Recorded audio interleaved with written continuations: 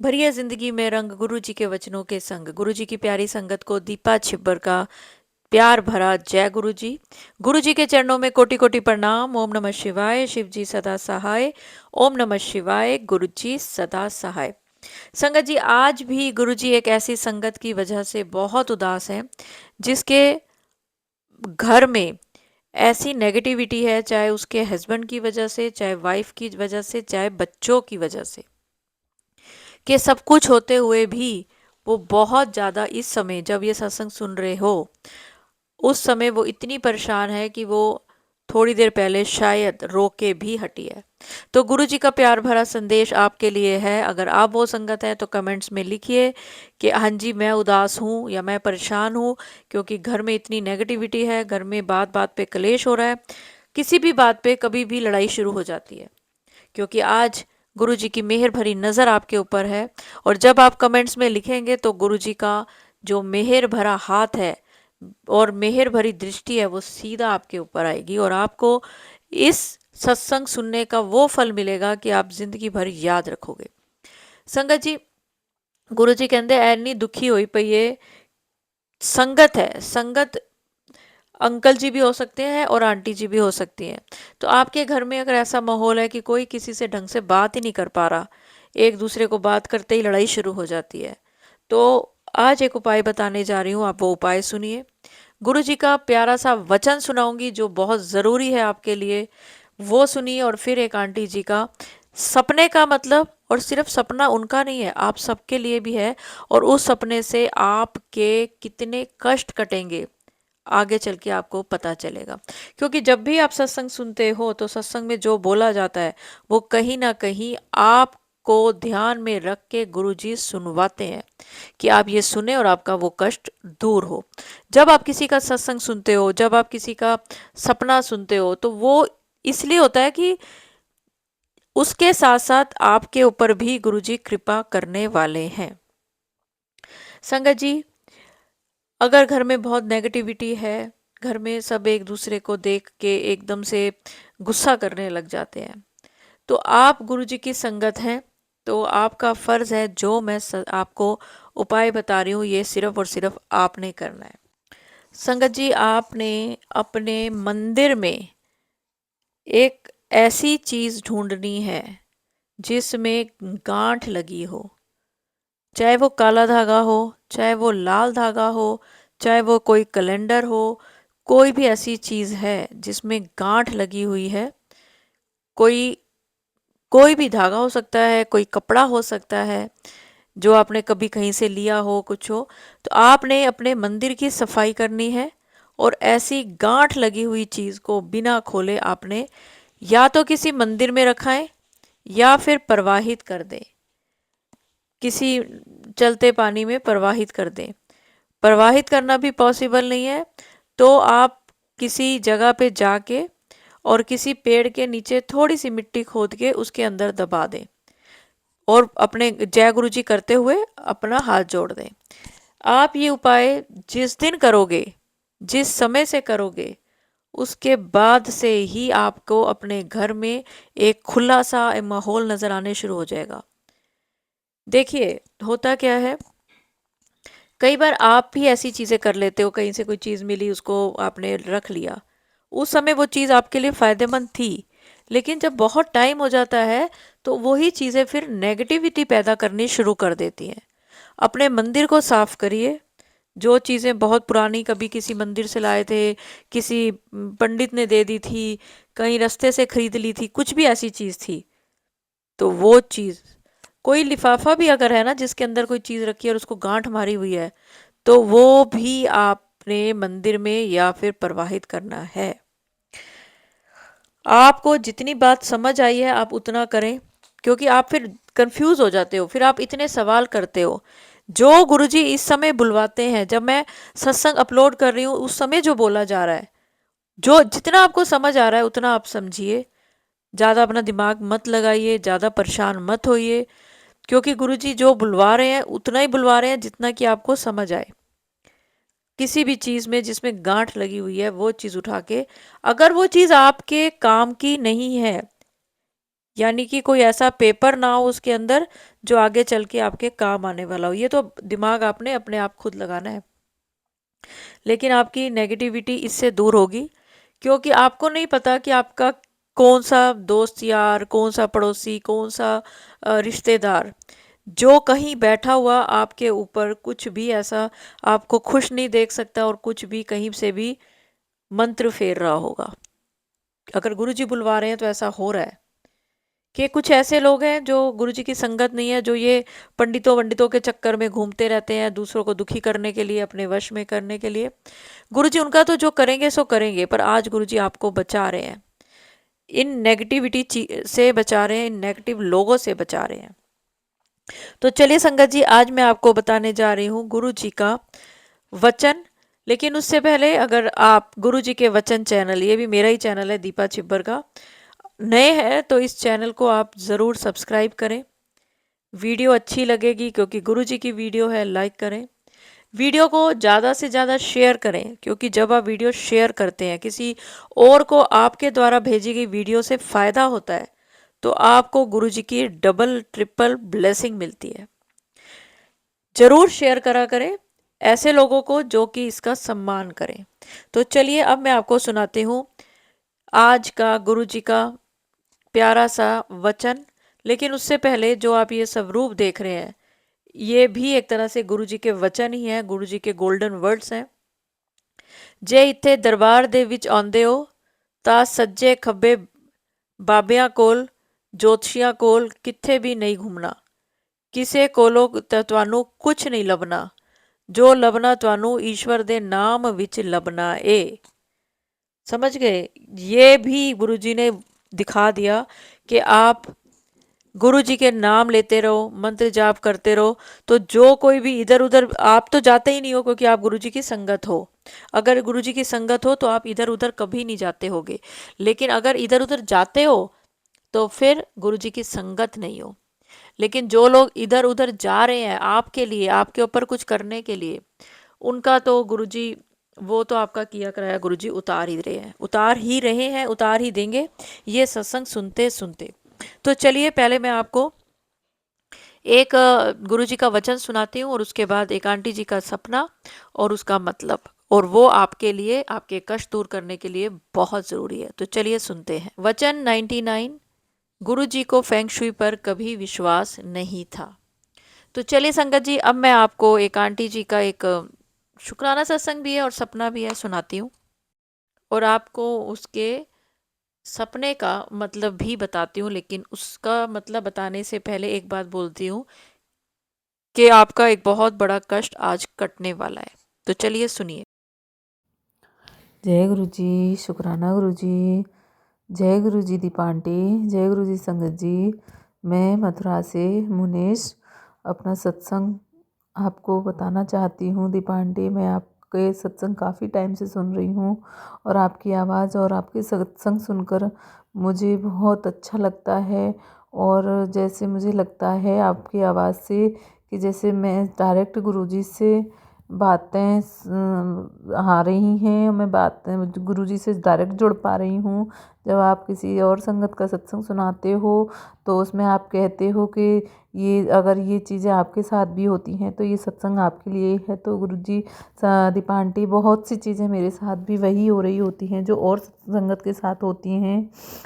तो दीपा आंटी, मैं बहुत बहुत परेशान, मतलब गुरुजी के लिए मैं कह नहीं सकती परेशान, लेकिन फिर हाँ, थोड़ा सा जीवन में उतार चढ़ाव, थोड़ा नहीं बहुत उतार चढ़ाव चल रहा है संगत जी।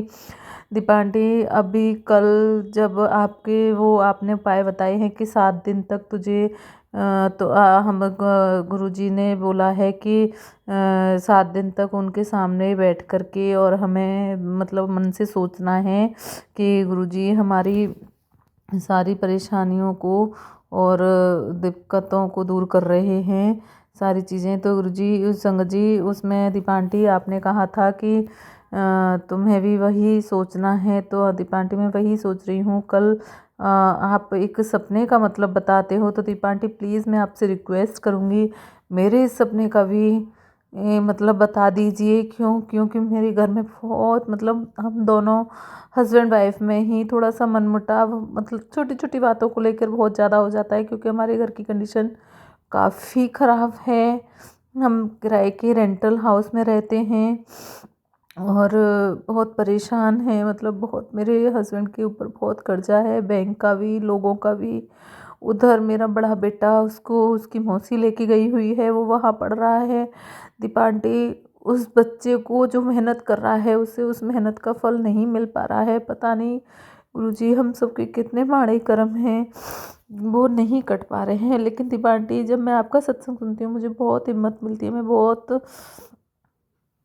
अच्छा फील करती हूँ, मैं अपने आप को संभालती हूँ। गुरुजी कहते हैं कि कहीं एंड नहीं होता, जहाँ से वहाँ से गुरुजी नई शुरुआत करते हैं। तो दीपा आंटी, आज भी मेरे बच्चे ने एक छोटा सा टेस्ट दिया था, आईवी का, इंटेलिजेंस ब्यूरो का, छोटी सी पोस्ट का।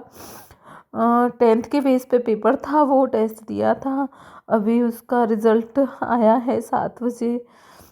तो दीपा आंटी, उसमें भी उसका नेगेटिव ही रहा।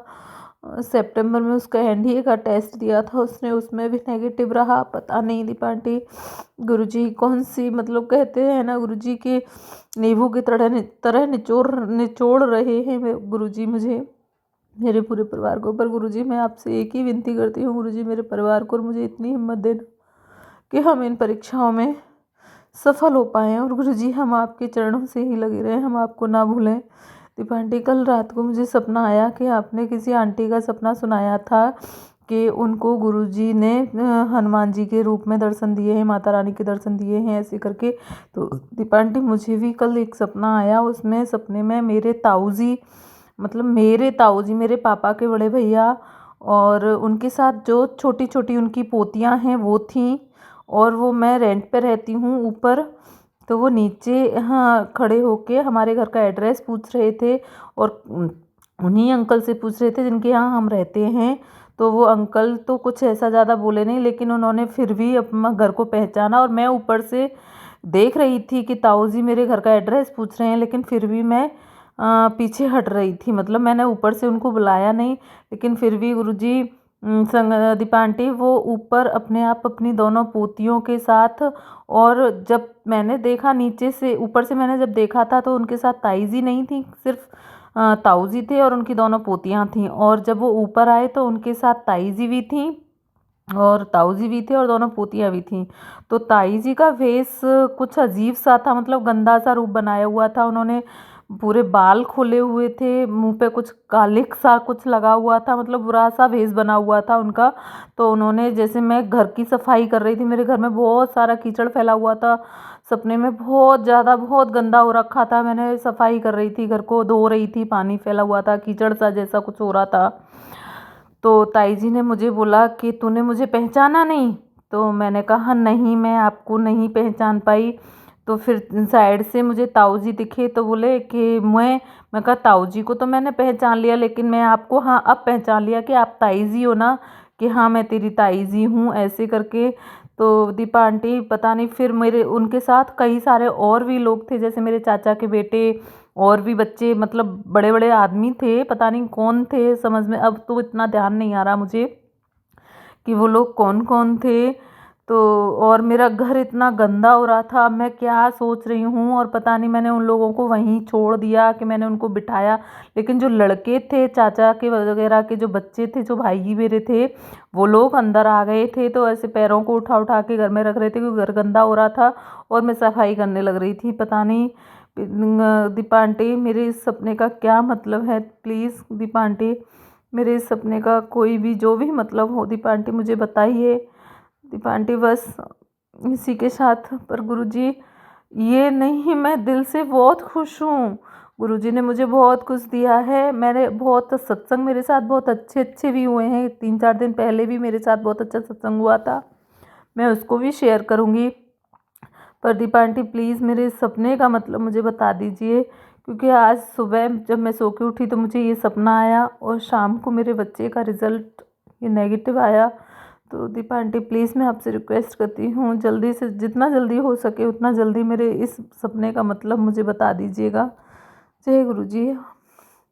मैं अपने सत्संग का मंत्र के साथ ओम नमः शिवाय, शिव जी सदा सहाय। ओम नमः शिवाय, गुरु जी सदा सहाय। जय गुरु जी, शुक्राना गुरु जी। जय जय गुरु जी, धन धन गुरु जी। जय जय गुरु जी, आई लव यू गुरु जी। जय गुरु जी, शुक्राना गुरु जी। जय गुरु जी।